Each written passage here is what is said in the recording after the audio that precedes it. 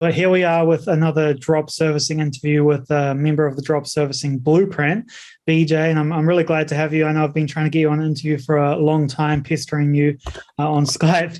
But maybe just to start off with, BJ, you could kind of introduce yourself, let us know a little bit about who you are, where you're from, and everything leading up to your discovery of online business. Well, firstly, thanks. I'm glad that I finally made the time to have a chat. I used to be in the hospitality business for the better part of 20 years, ran high volume businesses, restaurants. Needless to say, tough business. And I've been looking at online businesses for probably the better part of 5 years now, looking for something that I could do to eventually leave my job, and went through, as most people would do, through the drop shipping affiliate marketing process. Didn't really get much traction there. And then obviously started seeing your ads on YouTube, and I started looking into that, and eventually took the plunge. About a year and a bit later, I've managed to get my business to the point where I can do it full time. I left my job at the end of last year and moved to Tbilisi, Georgia at the end of January. And running my agency full time, bit of an adjustment going from one extreme to the next. High intensity businesses with 75 staff, 7 days a week to absolutely doing my own thing, and great and all of that, but trying to slot into the lifestyle's been a bit challenging for me, but absolutely loving it. Yeah, definitely a bit of a lifestyle change going from that industry. I guess what drove you towards the drop servicing business model? Well, I think it's something that has got a substance to it. Like, it's a legitimate business. It's not drop shipping for me. If you had to compare the two, obviously it's drop shipping obviously is scalable. But what I found is it was extremely time consuming and a lot of trial and error and hit and miss and no guarantees. Where drop servicing, it's a legitimate agency. You're dealing with legitimate companies offering a service, adding value. It's just something that I enjoy doing, is to add value for companies, and working with really talented people, and something that I can do anywhere in the world, obviously, which is also great. So I'm not tied down to any specific country. It's a legitimate business, and it's something that has got legs. I obviously have been massively inspired by yourself and Steve. So I do know that it's got massive scope. So I came to BC, Georgia, specifically to scale the business. It's a cheaper cost of life here, and I just really want to focus and scale things up. So drop servicing is the way to go. Yeah, that's awesome. And I guess the next question would be, you mentioned that you saw the ad and jumped in like everyone does, of course, but what made you, I guess, take the leap into joining the Drop Servicing Blueprint?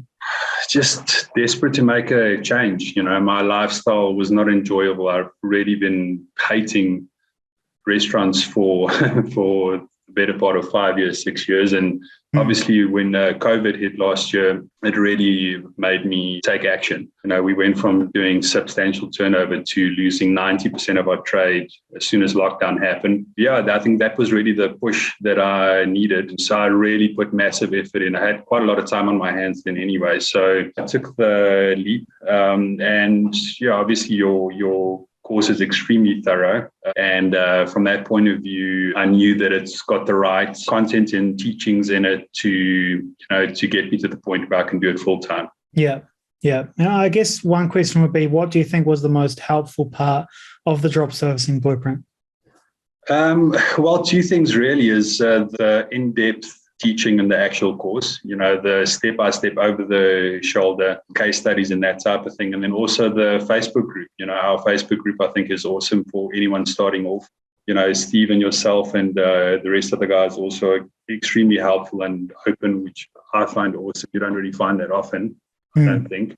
So I think I would say the Facebook group and the actual content within the course. I've just actually started going through the cold email marketing module, which has been updated, and that's been great for me. So I'm busy actually currently testing 2 new campaigns now.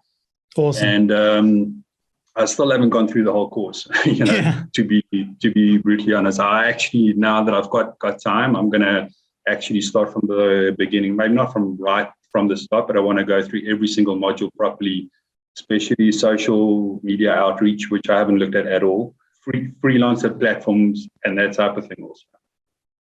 Awesome. Yeah, it's really common. I think most people that I interview always say they didn't finish the entire course and they already managed to build pretty cool businesses. So that's awesome. Yeah. How long did it take you to get your first sale after joining the program? Yeah, so I started at the end of 2020.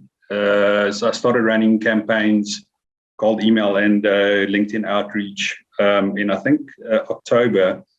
And I got my first sale, I think, about 6 weeks in. It wasn't big at all. It was like, I think, $540. Nothing major, but it was proof of concept for me. Actually, at that stage, I've had a salesman that did my calls for me because I literally didn't have the time to do nighttime calls because of the time difference. But yeah, about 6 weeks to get the first sale. Okay, awesome. It sounds like you're primarily selling to the US. Primarily, yeah. And what already I do, I've sold to 3 companies in Canada, quite a few companies in the US and UK-based companies also. Okay. And how long did you say you've been a part of the program? Was it 1 year? So it's I think about a year and 4 months, 5 months maybe. Yeah, one and a half years. In my mind, it seems like you've been a part of the program for ages. So it's funny. Yeah. I thought you were more of a veteran at this point. Awesome, man. Yeah. So, okay. So overall, how much have you made so far in your drop servicing business? I think I've done probably, I would need to calculate that properly, but between probably $75,000 and $80,000. Awesome. Around about there. Yeah. Yeah, that's definitely better than I did in my first year of drop servicing. So it's always funny as well. Like a lot of people say, "Oh, is this service or that service saturated?" And they say it a lot, obviously, about animated videos because they see my first business as kind of the case study we use when selling the program, and everyone's wondering if that's like a saturated business model to get into. But back in 2015, when I started, I was asking the same thing. I was wondering the same thing. Yeah. And now you guys are usually making more than I did in my first year with that same service. So that just goes to show that it's actually growing, that space. The demand for it is growing. Just that is exactly what it is. To that point, as much as there are new agencies delivering the same service, there are new companies starting every single day needing those services. I mean, I probably only scratched the actual surface now in terms of outreach. I mean, there is like a plethora of means and ways to get hold of startup companies, and not only LinkedIn, but cold email outreach and social media outreach. So there's so much or so many ways to do outreach and to get business. I don't think that, as long as you deliver a good service, at the end of the day, your clients will come back for more also. Yeah, 100%. Okay. One interesting thing would be if you could give us kind of a differentiator or compare and contrast between your past business in hospitality and what it's like in drop servicing in terms of, your day-to-day operations and just your day-to-day lifestyle. Yeah, I mean, that's like the complete polar opposite in terms of lifestyle. I mean, my old lifestyle was pretty much working 6 days a week, managing between the 2 businesses about 75 staff. Yeah, big management team and everything. So that's all consuming and massive commitment in terms of time and effort, with the remuneration side of it not always great. Profits are there, but it comes and goes. Where now, which I've actually found quite challenging is waking up in the morning and, I can choose what I want to do.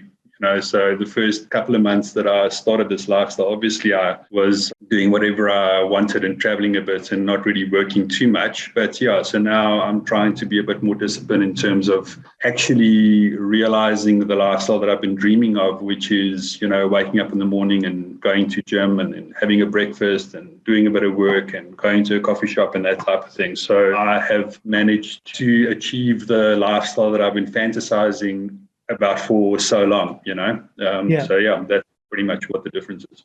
Yeah, for sure. And the thing about going through that change as well is I think the biggest experience is before, when you're working in a business with other people where, you have bosses and all of that side of thing, everything that you do is kind of dictated by someone else's decisions.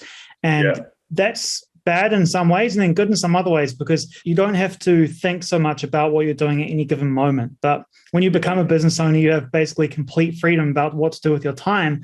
And then it becomes actually structuring that time and being able to manage your time well enough so that you can do the cool stuff you want to do. And then also, we like to work in our businesses as well, even though we, fantasize about, being on the beach all day. At a certain point, you want to do a bit of work each day and build your business. And it's cool to have goals and that sort of thing. So I think that's the biggest difference, really, like just having that structure and being able to manage your time in any given day when you're a drop service or online business owner, for sure. Exactly. So I guess one question would be, what stage is your business at currently? What does it look like and what are your goals for the future?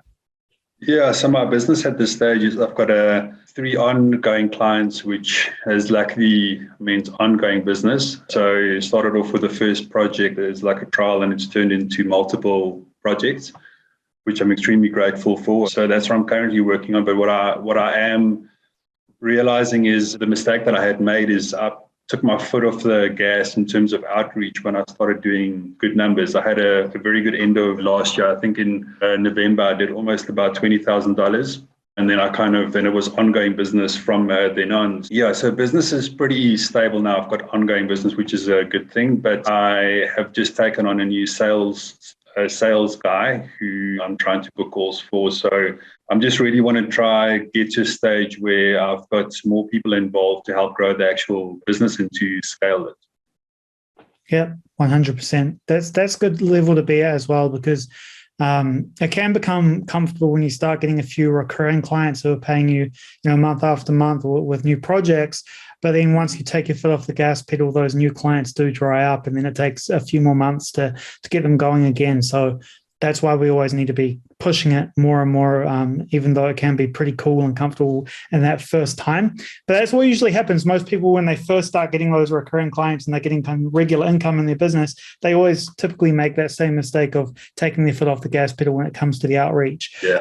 But you'll find that you'll be able to pick it up again pretty quickly just within a few months of doing a bit of outreach. And it can take a bit of time to pick up, because generally you'll find the buying process can be 2 weeks to 1 month for a lot of these clients. There's a bit of a delay. Exactly.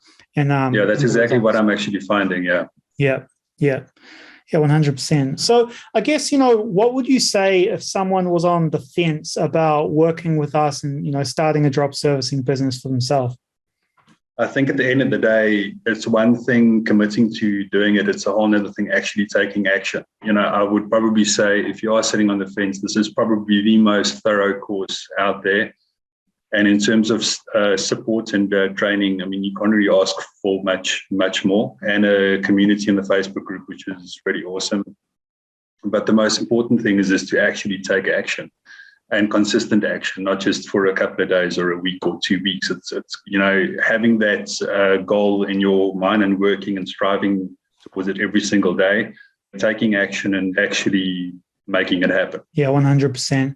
I think those are some really nice words to leave this interview on. Then we'll leave it at that. But thanks so much for taking the time. Awesome, I know you're a busy guy and living a lifestyle over there. So I really appreciate that. And to everyone watching, don't forget to like the video as a thanks for BJ giving us this interview, and comment below with any questions you have, and then we'll respond personally. But see you next time.